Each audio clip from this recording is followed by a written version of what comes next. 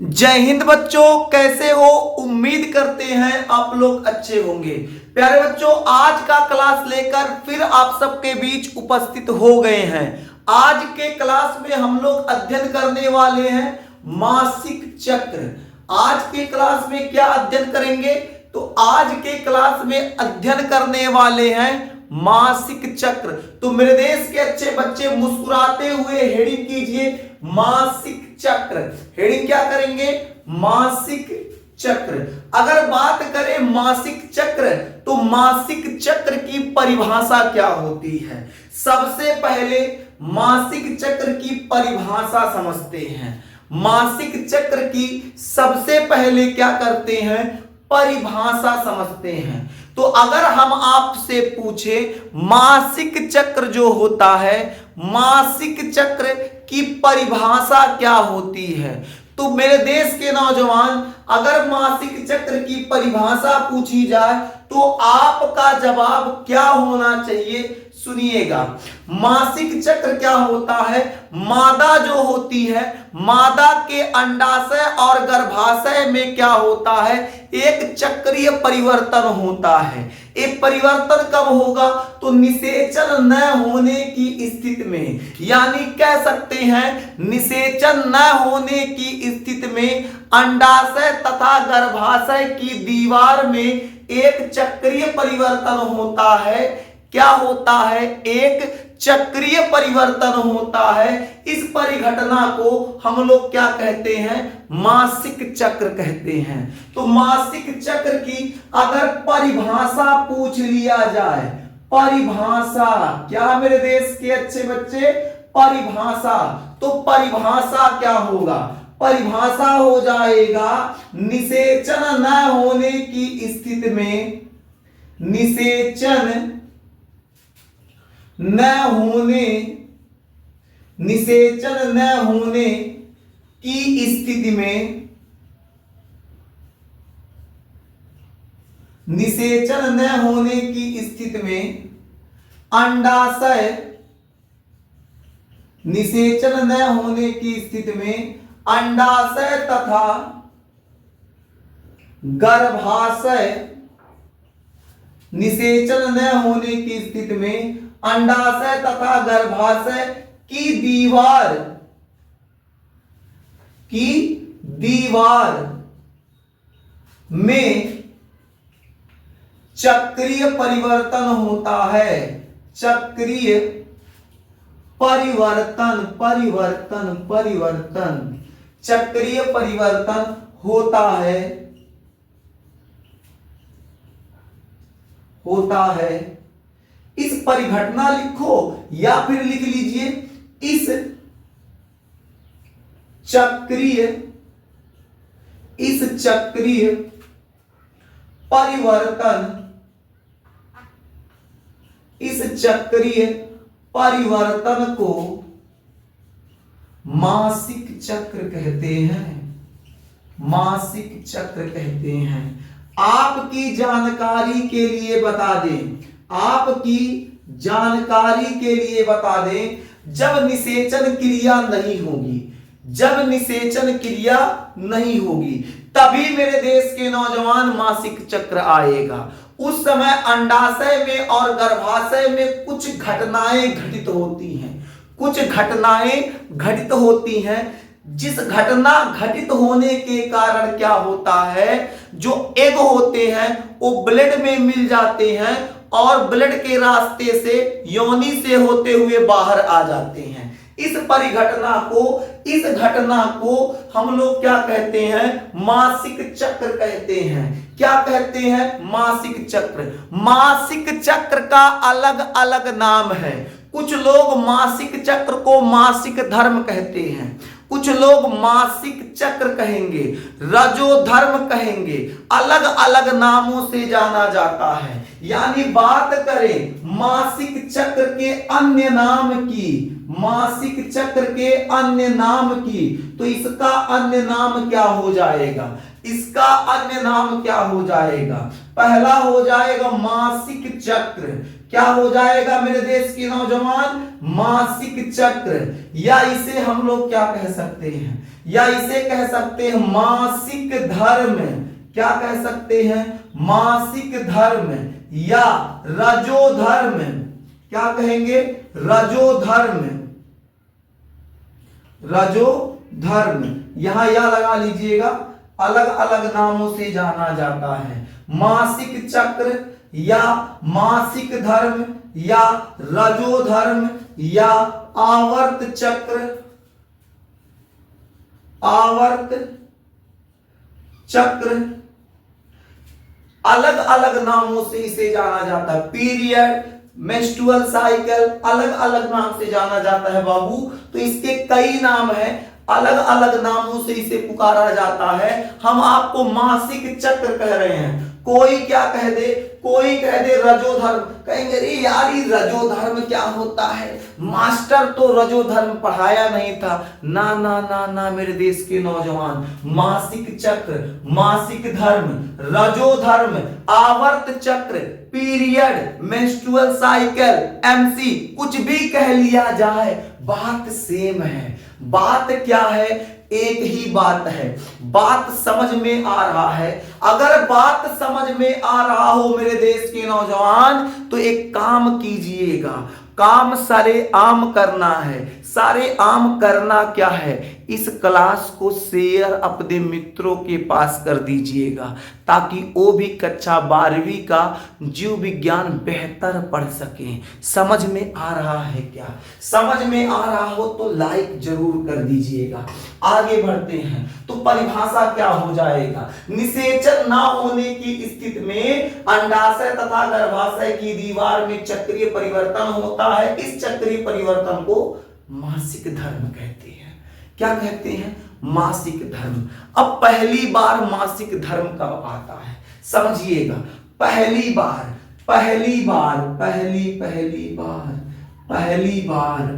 पहली बार मासिक धर्म कब आएगा? तो पहली बार मासिक धर्म आता है 12 से 13 वर्ष की आयु में। अगर कोई बालिका, अगर कोई बच्ची 12 से 13 वर्ष की हो गई है, तो मान के चलिए उसको पहली बार मासिक धर्म आएगा। अगर किसी बच्ची में पहली बार मासिक धर्म आ रहा है, अगर किसी बच्ची में पहली बार मासिक धर्म आ रहा है, तो पहली बार उसके जीवन में पहली बार मासिक धर्म का आना रजो दर्शन कहलाता है। रजो दर्शन क्या कहलाता है? रजो दर्शन कहलाता है। कहोगे मास्टर ये तो बहुत मजा आ रहा है। हाँ मजा न आएगा बाबू, मासिक धर्म पढ़ा रहे हैं, ऐसे ऐसे खतरनाक खतरनाक टॉपिक अभी अगवा पड़े हुए हैं। एकदम मजेदार से पढ़िएगा, मजे के साथ पढ़िएगा, शानदार जबरदस्त जिंदाबाद पढ़ाई करिएगा। जय जवान जय किसान, भारत माता की जय बोल के पढ़िएगा। तो अब ये बताइए, अगर किसी महिला में पहली बार मासिक चक्र आ रहा है तो उसे क्या कहेंगे? रजो दर्शन। पहली बार मासिक चक्र किस आयु में आता है? 12 से 13 वर्ष की आयु में। कब आएगा बालक? तो 12 से 13 वर्ष की आयु में पहली बार क्या होता है? मासिक चक्र आता है। उसके बाद हर माह, हर 28 दिन पर आता रहेगा, आता रहेगा, आता रहेगा, आता रहेगा, आता रहेगा। एक समय ऐसा आएगा कि एक बार आके खत्म, उसके बाद फिर नहीं आएगा। यानी महिला में अंतिम बार मासिक चक्र कब आता है? महिला में अंतिम बार, अंतिम बार, अंतिम बार, अंतिम बार मासिक चक्र कब आएगा? तो महिला में अंतिम बार मासिक चक्र कब आता है? 45 से 50 वर्ष की आयु में। 45 से 50 वर्ष की आयु में, 45 से 50 वर्ष की आयु में महिला में अंतिम बार मासिक चक्र आएगा। अगर किसी महिला में अंतिम बार मासिक चक्र 45 से 50 वर्ष की आयु में आ रहा है, इसे हम लोग क्या कहेंगे? रजोनिवृत्ति। क्या कहेंगे? रजोनिवृत्ति। रजोनिवृत्ति इसका मतलब होता है, देखो रजो दर्शन का मतलब रज जो है जो ये मासिक चक्र उसको रज कहा जाता है, जो ब्लीडिंग होता है उसको रज कहा जाता है। तो रजो मतलब वही जो ब्लीडिंग है, दर्शन मतलब आ गया, दर्शन दे दिया, तो पहली बार जब दर्शन देगा रजो दर्शन। रजो मतलब वही ब्लड जो होता है, ब्लीडिंग जो होता है। नी मतलब नहीं, वृत मतलब कभी नहीं। यानी कहने का मतलब है अगर किसी महिला में अंतिम बार मासिक चक्र आया उसके बाद फिर दोबारा नहीं आ रहा है, उसे रजोनिवृत्ति कहेंगे। क्या कहेंगे? रजोनिवृत्ति। यानी 12 से 13 वर्ष की आयु में पहली बार मासिक चक्र आएगा। इस उम्र से कोई भी मादा मां बनने योग्य हो जाती है। इस उम्र में कोई भी मादा जो होती है मां बनने योग्य हो जाती है, और 45 से 50 वर्ष की आयु तक महिला मां बन सकती है। लेकिन गजब की बात क्या है? गजब की बात यह है, महिला में तो ईश्वर कंडीशन लगा के भेजे हैं कि 12 से 45 की आयु में महिला मां बन सकती है, उसके बाद क्या होगा? मां नहीं बन सकती है, ऐसा चांस है। लेकिन पुरुषों में अनलिमिटेड है। बुढ़ौती आ गया है, खटिया पकड़ लिया है, लाठी सहारा चल रहा है, फिर भी लइकवा बाऊ, लइकवा नहीं कहेंगे, बुढ़वा बाप बन सकता है, महिला नहीं बन सकती है। क्योंकि इसमें अंतिम बार क्या होता है? मासिक चक्र कब आएगा? 45 से 50 वर्ष की आयु में। यानी ये जो मासिक चक्र होता है, ये जो मासिक चक्र होता है, मासिक चक्र होता है, ये क्या होता है? मादा में सक्रियता को दर्शाता है। मादा में किसको दर्शाता है? सक्रियता को, सक्रियता, सक्रियता को। यानी महिला मां बन सकती है। सक्रियता का मतलब ये है कि हाँ हाँ बाबू, लगातार मासिक चक्र आएगा। मासिक चक्र का टाइम क्या होता है? समय क्या होता है? तो हर 28 दिन पर मासिक चक्र आएगा। अब कुछ महिलाएं होती हैं आधा पागल। आधा पागल का मतलब वो 30 दिन जोड़ के चलेंगी, 30 दिन बाद आएगा, फिर कहेंगे हमारा तो 2 दिन पहले मासिक चक्र आ गया। अरे भाई साहब, थोड़ा पढ़ाई लिखाई करेंगे तब ना पता चलेगा कौन चीज क्या है। तो पढ़ाई लिखाई इसीलिए जरूरी होता है। पढ़ाई का उद्देश्य केवल परीक्षा पास करना नहीं है मेरे देश के अच्छे बच्चे। पढ़ाई का उद्देश्य केवल परीक्षा पास करना नहीं है, पढ़ाई का उद्देश्य है बौद्धिक विकास। जब बौद्धिक विकास होगा तभी आप जीवन में कुछ सोचने समझने संघर्ष करने की क्षमता रख पाएंगे, कुछ बेहतर करने का प्रयास कर पाएंगे। जब बकलोले रहेंगे तो कौन प्रयास करेंगे? यानी मासिक चक्र का जो टाइमिंग होता है, जो समय होता है, जो काल होता है, आयु या एज होता है, 28 दिन का होता है। कितने दिन का होता है? तो 28 दिन का होता है। इसमें मासिक चक्र के स्टार्टिंग टाइम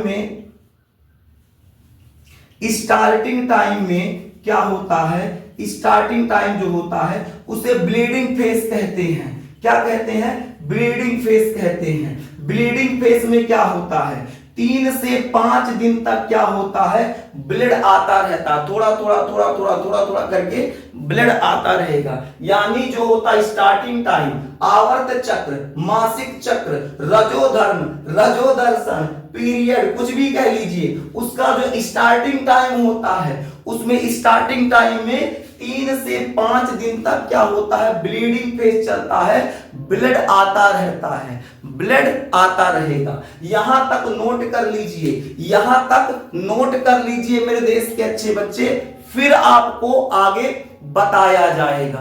नोट कीजिए।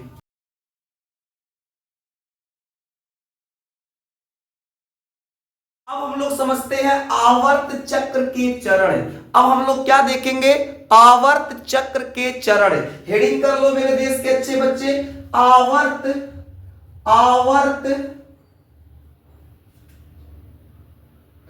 चक्र के चरण। आवर्त चक्र कहें चाहे मासिक चक्र कहें, घबराइएगा नहीं। आवर्त चक्र के चरण की अगर बात किया जाए तो आवर्त चक्र के कितने चरण होते हैं? आवर्त चक्र के 4 चरण होते हैं। कितने चरण होते हैं? 4 चरण। आइए नोट कीजिए, फिर आगे समझाते हैं। पहला चरण क्या हो जाएगा? आवर्त चक्र का पहला चरण, इसे हम लोग ऋतु स्राव प्रावस्था कहेंगे। ऋतु स्राव प्रावस्था, जिसे हम लोग ब्लीडिंग फेज कहते हैं, ब्लीडिंग फेज। दूसरा हो जाएगा अति वृद्धि प्रवस्था, अति वृद्धि प्रवस्था,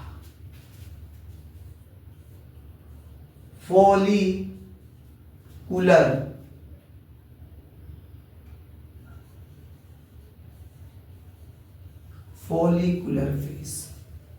तीसरा हो जाएगा अंडोत्सर्ग। क्या हो जाएगा? अंडोत्सर्ग, ओव्यूलेशन, ओव्यूलेशन फेज। ठीक है। लास्ट हो जाएगा स्रावी प्रावस्था, स्रावी प्रावस्था, स्रावी प्रावस्था, सेक्रेटरी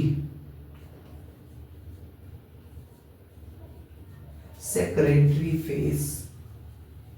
तो अब ये बताइए, आवर्त चक्र या मासिक चक्र के कितने चरण होते हैं? तो आवर्त चक्र या मासिक चक्र के 4 चरण होते हैं। कितने चरण? 4 चरण होते हैं। पहला ऋतुस्राव प्रावस्था, ब्लीडिंग फेज।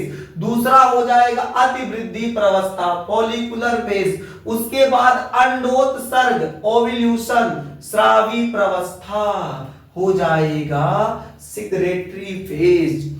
क्या इतना बात समझ में आएगा? तो कहने का मतलब क्या है? जो ऋतुस्राव प्रावस्था होता है, जो ऋतुस्राव प्रावस्था होता है, ये क्या होता है? 3 से 5 दिन का समय होता है।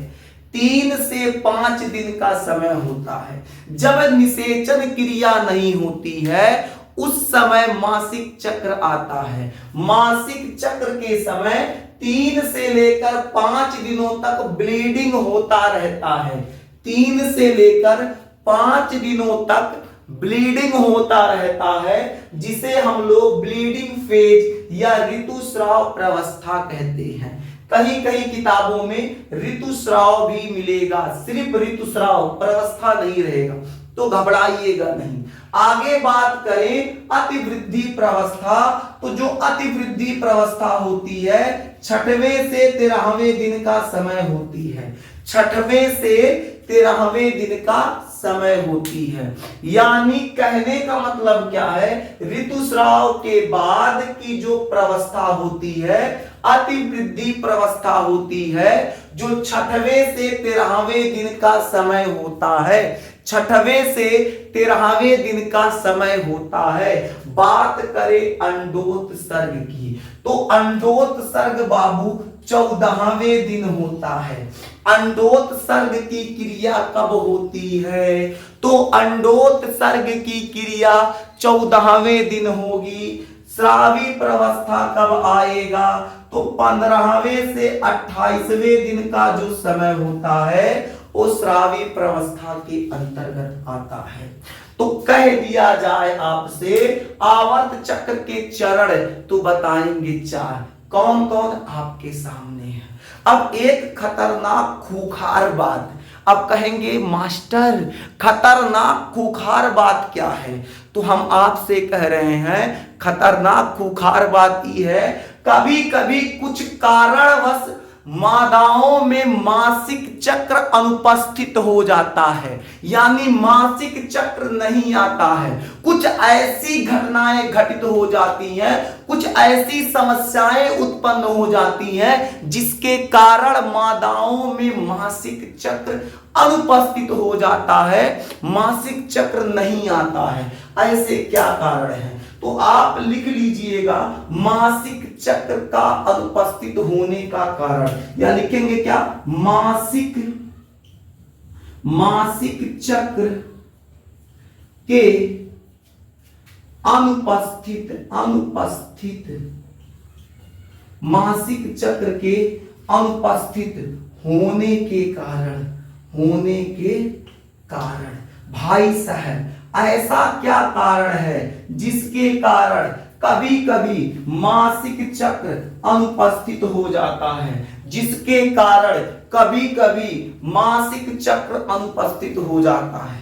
तो ऐसा कई कारण हो सकता है, एक से अधिक कारण हैं, जिसमें से कुछ कारण मेरे देश के अच्छे बच्चे आपको बता दिया जा रहा है। अगर कोई मादा, ध्यान से सुनिएगा बाबू, वरना दिमाग हो जाएगा आधा, टॉपिक भी रहेगा आधा, यानी पूरा समझना है तो मेहनत से समझिएगा, पूरा दिमाग खोल के समझिएगा, पूरा ध्यान क्लास की तरफ दीजिएगा, थोड़ा हमको भी देख लीजिएगा।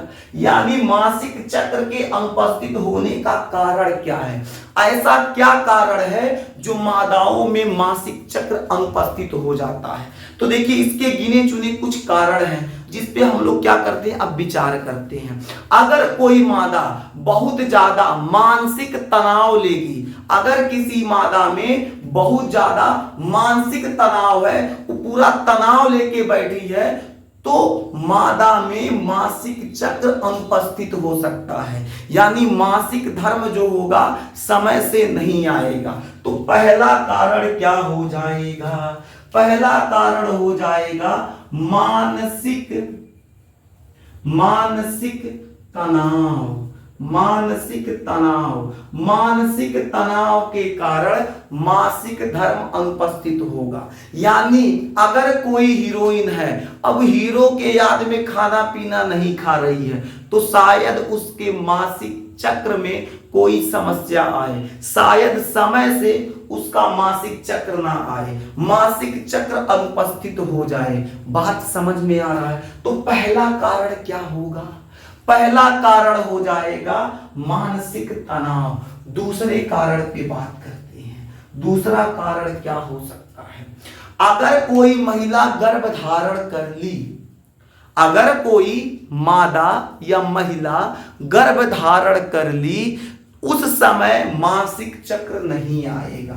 यानी गर्भ धारण करने पर, गर्भ कैसे लिखा जाएगा, ऐसे लिखा जाएगा, गर्भ धारण करने पर मासिक चक्र अनुपस्थित रहता है।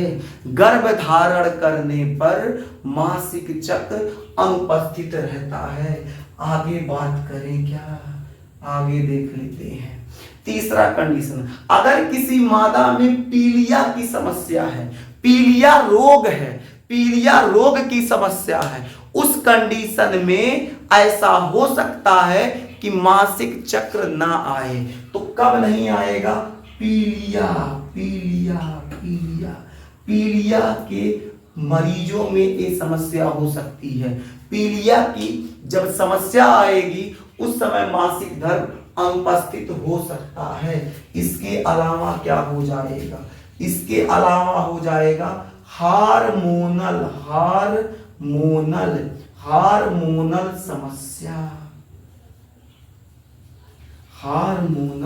समस्या, यानी महिला के हार्मोन्स में कोई बदलाव आ जाए, महिला के हार्मोन्स में कोई विकार आ जाए, जो हार्मोन्स मासिक चक्र को प्रेरित कर रहे थे, उन हार्मोन्स में भाई साहब कोई समस्या आ जाए, तो मादा में मासिक चक्र नहीं आएगा। हार्मोनल समस्या। और क्या हो सकता है, और क्या हो सकता है, यहां लिखवा देते हैं। और क्या हो सकता है, अगर मादा में एनीमिया या अरक्तता रोग है, मादा में एनीमिया या अरक्तता की समस्या है, उस कंडीशन में भी मासिक चक्र नहीं आएगा। अरक्तता या एनीमिया अरक्तता या एनीमिया। समझ गए? तो मासिक चक्र के अनुपस्थित होने के कारण क्या क्या है? मानसिक तनाव, गर्भधारण, पीलिया, हार्मोनल समस्या, अरक्तता या एनीमिया। क्या इतनी बातें समझ में आ गई? अब इतना बात नोट कर लीजिए, फिर आपको बता देते हैं मासिक चक्र के समय दर्द क्यों होता है। इतना नोट कर लीजिए।